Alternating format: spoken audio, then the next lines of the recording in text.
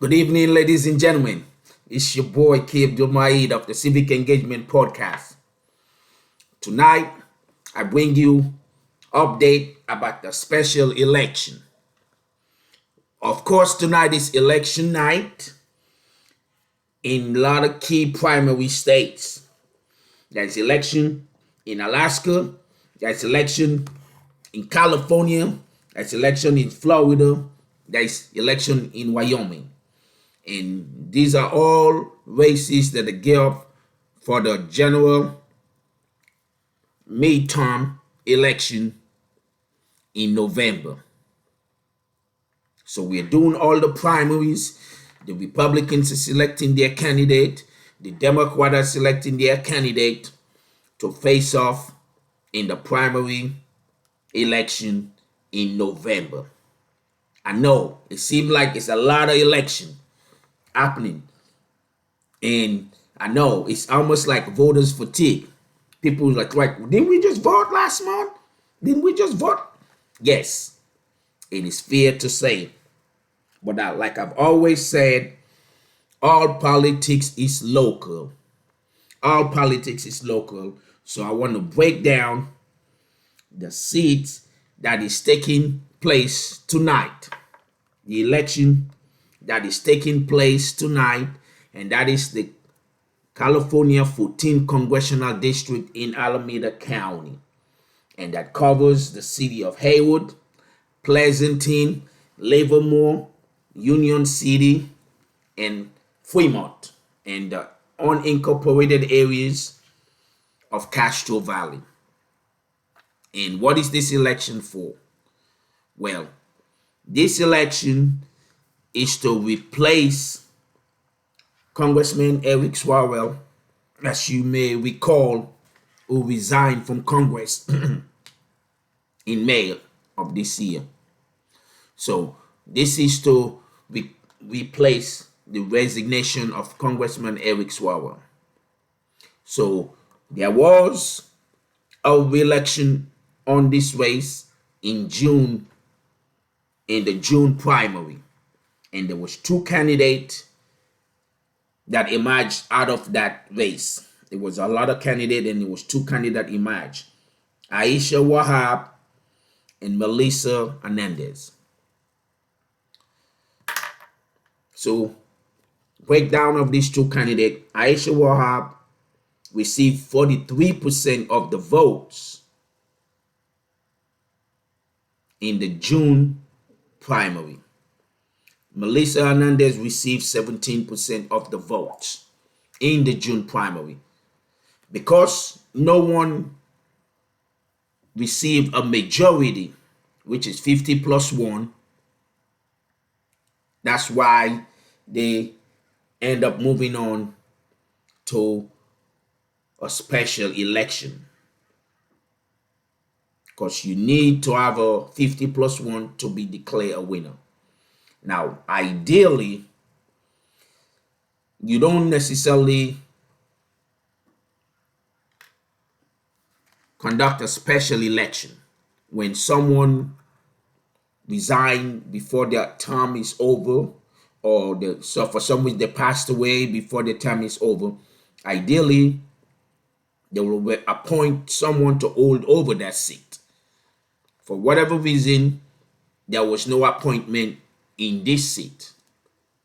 Hence the special election. Because there was no appointment, hence the special election. So that was the election in June. We now have an election this August. And then there's going to be another election in November. Now, that is to start afresh. So mind you, the seats in Congress is every 2 years. So congressional seats are not that long, as opposed to the Senate, which hold for 6 years. So congressional seats are every 2 years.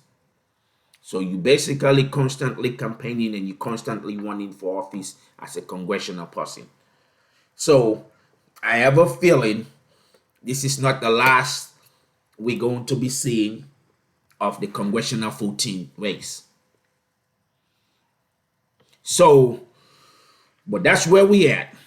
So Dr. Aisha Wahab, who is currently a California state senator, and Melissa Hernandez, who was the former mayor of Dublin. So now there's been a lot of controversies in this race, a lot of advertisement that we have seen on television, and you wonder, why is this commercials and advertising all over television? Now, I have this to say, and that's why it is always important that in any seat, the candidate that are running for that office has to have a debate. And I've always said this, because the debate belongs to the voters. It's only when there is a debate that we, the voters, or the general voters, get to decipher who they will actually vote for. Because in a debate, you get to hear the response of the candidate, unfiltered, beside a spokesperson. You basically hear from the horse's mouth. And I hope going forward, after all this, there will be a debate in this race, in the general election, in the midterm election. Because the debate belongs to the voters. So when there is no debate, everything is open for speculation. That's number one. And number two, I also have issues with campaigns that allow the narrative that they don't support to continue. If I don't care who is funding your campaign, if they are putting out a message that you personally does not agree with, I think you need to put a stop to that. It shows leadership, it shows integrity, it shows courage. Because if your donors are running an ad on your behalf and you don't agree with the ad that they're running, you need to make sure you put a stop to that. If you don't put a stop to that, that narrative is going to tie to your values, and you will not be able to dispute that because you allow that ad to continue on your behalf. That was a classic tale, if you all remember, way back when Barack Obama was running for president against the late John McCain. May his soul rest in peace. It was a tense moment during that time. The Republican Tea Party was doing all type of ad against Barack Obama and putting him in a caricature of all type of you name it, despicable portrayal. And there was a town hall meeting where a lady took the mic from John McCain as if she was asking a question, but she started disparaging Barack Obama.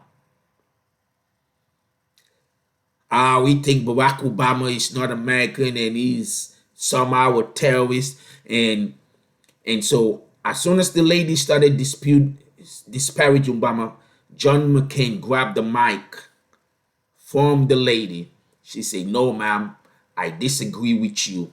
He's an American, he's a decent American, even though I disagree with his politics." So from that moment, I have always had respect for John McCain. John McCain grabbed the mic from the lady in the town hall that was trying to disparage Barack Obama. And he told her right there, "I disagree with you. I might disagree with Barack politics, but he's a decent American." That's leadership. That's leadership. And so I say this that if you're running for office and you have people that are endorsing your campaign and then spilling out the narrative that you personally disagree with, you need to check them. You need to let them know, I don't agree with this message. You need to take it down. As a matter of fact, if you had sent me donation, I'm going to return it. That's what leaders do. Because we don't deserve all this negative ad, especially if they are not true. So I hope this race in this district reach a point where we have a debate and it's conducted in a decent manner, because at the end of the day, you're going to represent the people in Congress, and we want you all to be effective. We have already dealt with enough challenges already locally, let alone we have people fighting amongst each other. But again, that's the nature of politics, but leaders will step in to make sure that denounce whatever messages that is spewed on their behalf that they disagree with. So this election is going to be a telltale sign. So, and those odds that I'm speaking about and you guys have been seeing cost money. The latest figure I've seen, it costs like $3.7 million of those odds. And so whatever you're doing, I think you're making the candidate famous. Because if I don't know about this candidate, I keep hearing them. Ideally, what I'm going to do, I'm going to go look this person up to see whatever they're saying is true. And so you make that candidate indirectly famous, whether you believe it or not. So, but the real issue is the battle that is brewing within the Democratic Party. There are a lot of voters that have turned off by some of the policy that was enacted, and they don't think it was aggressive enough, especially what they are seeing happening right now. So all over these primaries that are taking place, you've been hearing that the Democratic moderates are getting challenged by the progressive left, the Democratic Socialists. And we saw that in Michigan,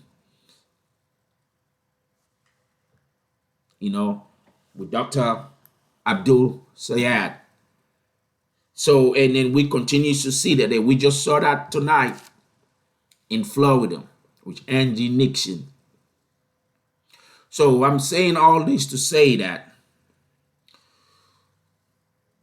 there is a new group of candidates that are pushing the barriers, that are pushing the envelope. They're like, we need to do more. And I think that's good. They're saying that they're not trying to break away from the party. They're just saying that we need to do more. We need to be aggressive. We need to be clear in our message. We need to do more. We need to continue to fight for our people. And we need to reach a common ground. So that's what you all be seeing. So there are a lot of promises. But at the end of the day, they're all Democrat. And they have to all run under this umbrella of the Democratic Party. So whether they have the new terminology of the Democratic Socialist, or the Democratic Moderate, or the Progressive Left, they are all Democrat. And we're going to have to work our differences out in a cohesive way so we could be a united front. Of course, we all going to be different. But if we're fighting for the same values under the same banner, there should not be a divide. So there's going to be another election in November for the same seat. So whoever wins tonight gonna have to continue to campaign. because it's not a done deal. But I think Dr. Aisha Wahab is a decent candidate to represent the district. And I have no doubt that she's going to have a fight for us in Congress. So I don't believe any of the disparage that I heard or seen. And so if the voters decided they want to vote for her, I think she will represent well. So this is the Civic Engagement Podcast. I wanted to weigh in on this race because it's been on my mind. I was just waiting at the right time to make sure the message is clear. And so you wonder why they're voting. They're voting because they want the seat is to replace Eric Swawell. They had an election in June. Because no one had the majority of the vote, they had to go to a runoff special election, which is what they are voting on today. And even tonight, it's only to finish the rest of the term of Eric Swawell, which will go until January of next year. And then there's the full election to take over that seat, which will happen in November. So there's 3 elections that's going to happen for the seats in Congressional 14. So like I said, we haven't seen the last of it all, but I hope that at some point this candidate, if they really want to represent the people, they have to have a debate, and all the other differences, they have to work it out. Because we deserve better. Because a house divided cannot stand. So this is K. Abdul Mahid of the Civic Engagement Podcast. There's not too much analysis to do on this race because it's just a special election. And so I know there's a lot of differences, background and stuff, and whatever the issue is, it could be worked out. Because there's always going to be a policy differences. If somebody have an agenda that they don't think, you could sue, and then they could flush it out. If they have a legislation that they think is going to oppose, you could sue on that, and it could be worked out. So, but we need decency. We also need accountability. And we need leaders that will stand up for the values of the people that they represent. So, I don't believe in disparaging your opponent just because you disagree with their policy. Because if they didn't qualify, they wouldn't even be in the ballot in the first place. So, but we have to be able to speak truth in a clear fashion, even within our disagreement, in our policy disagreement. Because that's what leadership is. Because if we allow this dissentment and this faction to cripple in, we're just inviting more chaos. And if we invite more chaos, none of us win. So you could have a policy difference with a specific candidate, but you still have to be respectful to the voters, to the race as a whole. So the disparage and the name calling and all that need to stop. And if someone is giving you money in your campaign that you disagree with the values that they represent, you need to call it for what it is. And that's it. You're like, I disagree with your values, with the message that you're trying to portray towards me. Please take that down, or I'm going to send your check back and distance myself from your endorsement. So that's what leaders do. So the civic engagement, just want to give an update. So it might be an early night. It might be late, depending on the turnout. But whatever happens tonight, we have not seen the finish of the congressional voting. So keep the faith. Don't let your heart be troubled. This is your boy Kevin Mind of the Civic Engagement Podcast. Like I always trying to make sure I analyze the issues that are happening, break down so that in a clear, concise way that people understand. Okay? Keep the faith. Don't let your heart be troubled until November. Peace.